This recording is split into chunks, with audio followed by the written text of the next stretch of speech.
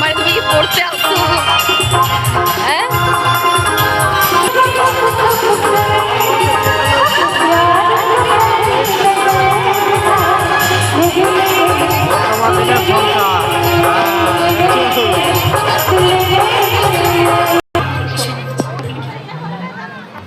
আচ্ছা আচ্ছা চার ধারে ঘুরবে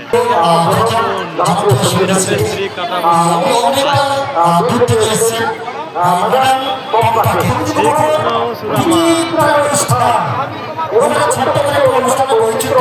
এটার ভিতরে লোক অনুষ্ঠান